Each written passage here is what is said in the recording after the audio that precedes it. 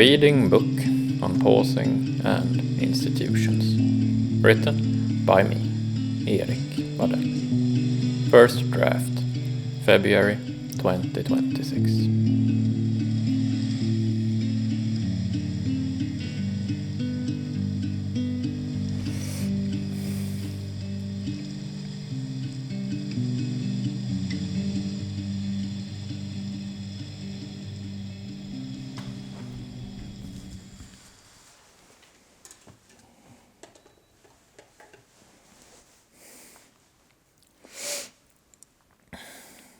Chapter 5. Sleep situation. When we fall asleep, sleep and dream, and wake up.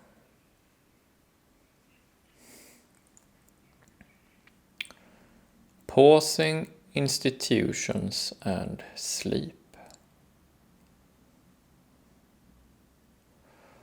In what ways are institutions affected by sleep?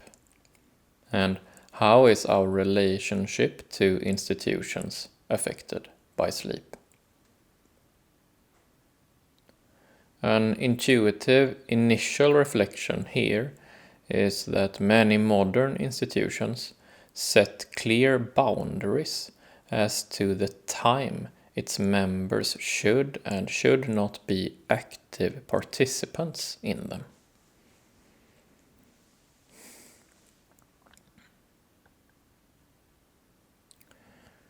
Most modern institutions organize their activities in accordance with our common time system. An individual member's activity is often specified with exact times of day. For example, 0800 to 1600.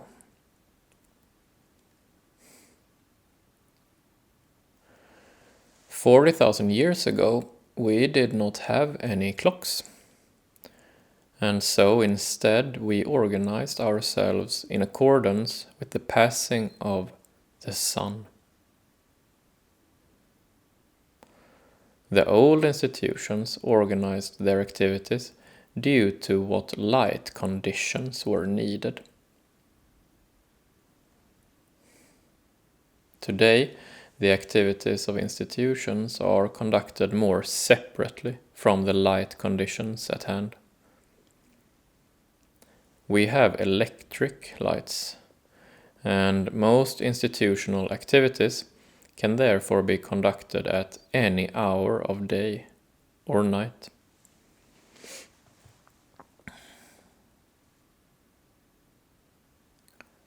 It is easy here to see that modern institutions may affect our sleep greatly. 40,000 years ago, when the sun set, most activities were postponed until tomorrow, and so people relaxed naturally and fell asleep after some exposure to darkness. Today, when the sun sets, most activities are continued like the sun has not really set at all. And so, our natural relaxation and falling asleep are put out of this regular rhythm.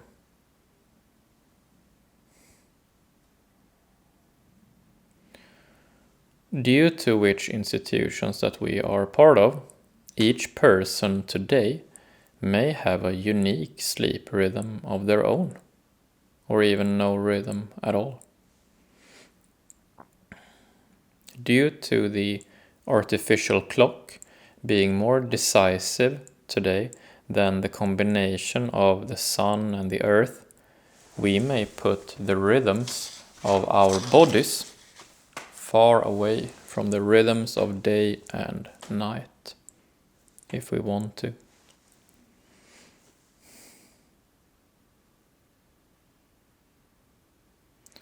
Falling asleep, sleeping and dreaming, and waking up will all be affected by our rhythm.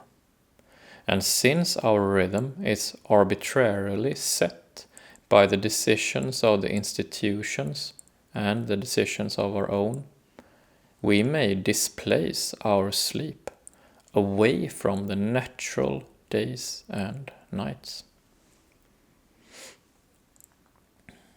Falling asleep is very different when following the sun rather than following the clock. Dreaming is also different when following the sun. And the same is true for waking up.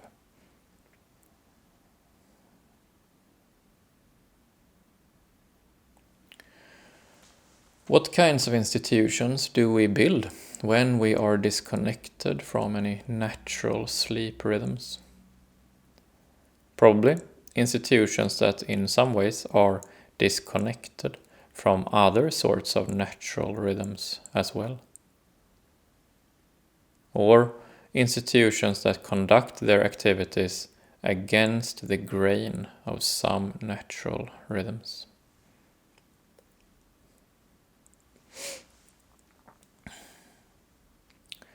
Pausing in our sleep situation. When it comes to pausing, the underlying logic to our sleep situation is predictability. This is a concept which is useful for us when pausing with our sleep. Two things are truly predictable in life: the rising and the setting of the sun, and the gravitational pull of the earth. Combining these two, and we get sleep. When the sun sets, we want to lay our bodies down and allow for the earth's gravity to give us rest. When the sun rises again the next morning, we want to stand up and do things, kept in place yet again by the earth's gravity. At all times in life, we can count on the complete predictability of the sun's rhythm and the earth's gravity.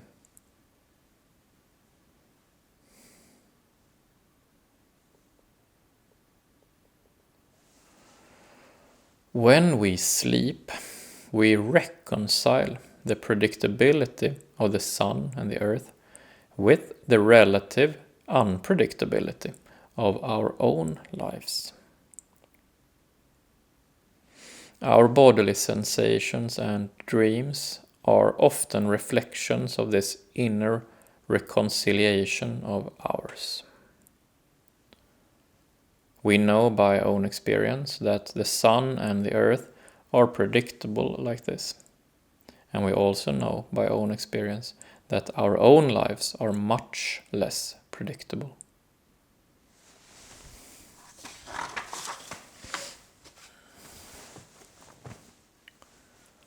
Pausing in our sleep situation is about reconnecting with the predictability in life. For example, with the sun and the earth, but not exclusively. We often see that when our lives take a turn to the more unpredictable, our sleep also takes a turn of change. The same is true when our lives instead become more predictable. We will sleep differently then as well.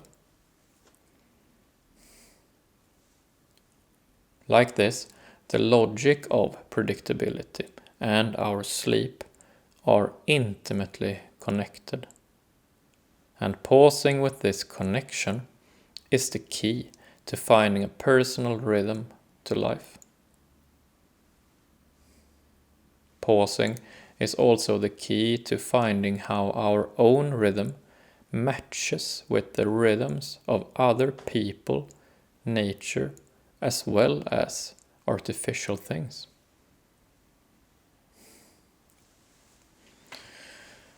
We pause and get a feel as to our own personal rhythm.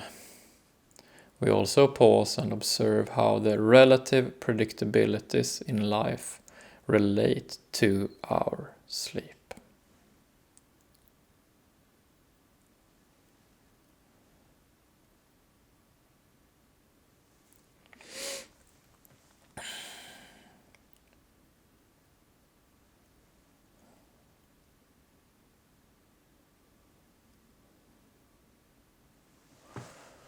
When we pause with our sleep like this, in a casual manner, every now and then, we gain a realistic sense of control in life. We get better at discerning when a given context is too unpredictable for us to have any decent sense of control, as well as when a given context has enough predictability for us to have a fair amount of control. This is interesting to develop when it comes to institutions, because often we wish to have a good sense of control when we act within them. And when we lose too much personal control within the frames of an institution, we grow increasingly dissatisfied with it, as well as with our sleep situation. What then is the dual loyalty like when it comes to the connection between institutions and sleep?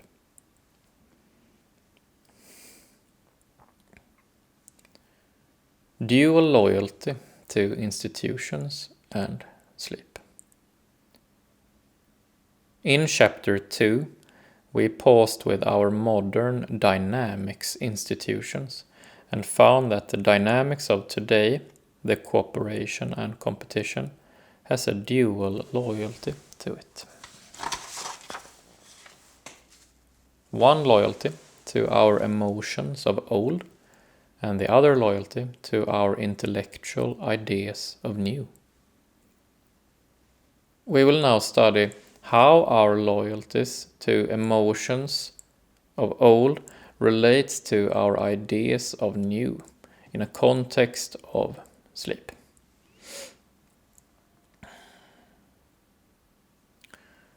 Many modern institutions express themselves in terms of maximizing control, to gain more and more control towards an ideal of complete control. We may call this maximized control. In these terms, the ideal of complete control is turned into the norm and is also framed as being realistic. However, is complete control really a smart ideal to normalize?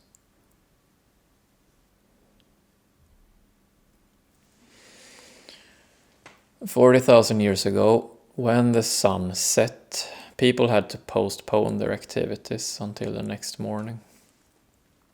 Today, activities are increasingly maximized, regardless of any natural rhythms like that of the sun.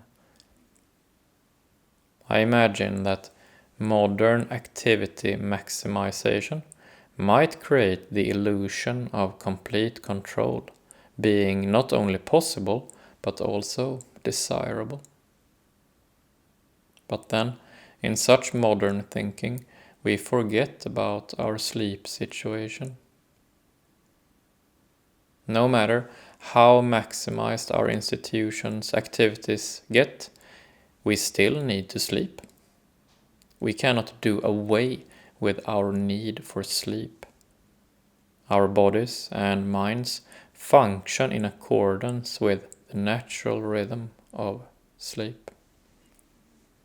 So, we might be able to turn our institutions away from natural rhythms, but we cannot turn ourselves away from natural rhythms. And since we are the participating members of our institutions, then by reverse logic, the institutions cannot be fully turned away from natural rhythms either.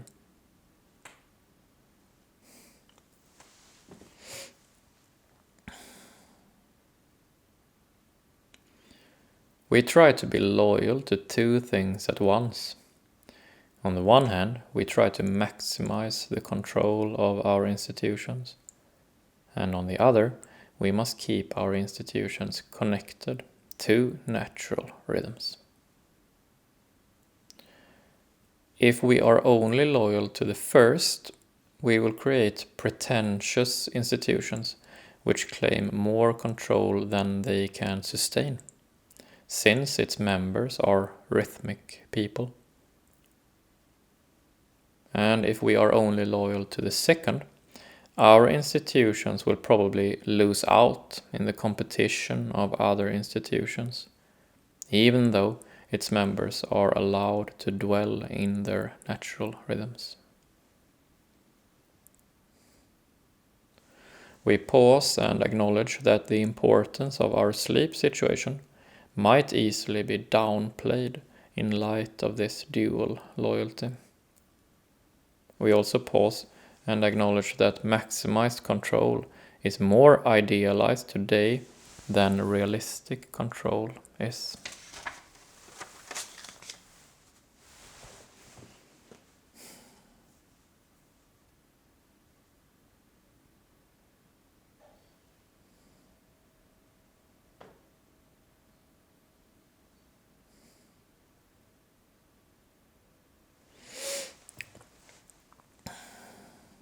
When we pause with our institutions, our personal job is to put emphasis on the need for realistic control, both for our institutions and for us, its members.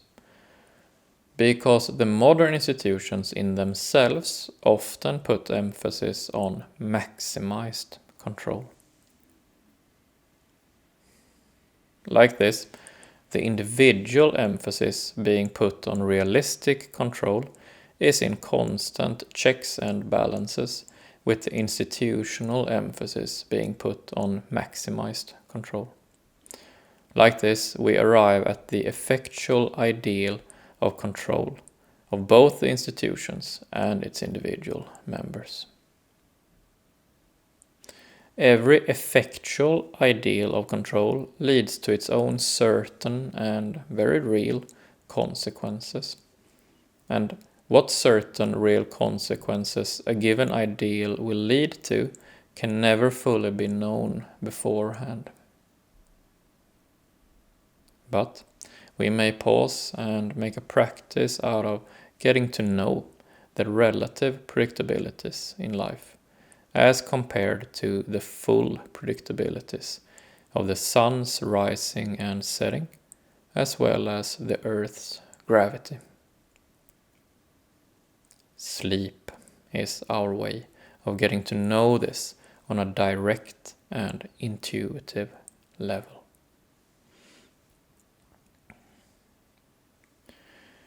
We pause and find our dual loyalty when it comes to our sleep situation to be the old emotional loyalty, being the realistic sun-earth predictability, and the new intellectual loyalty, being the maximized clock predictability.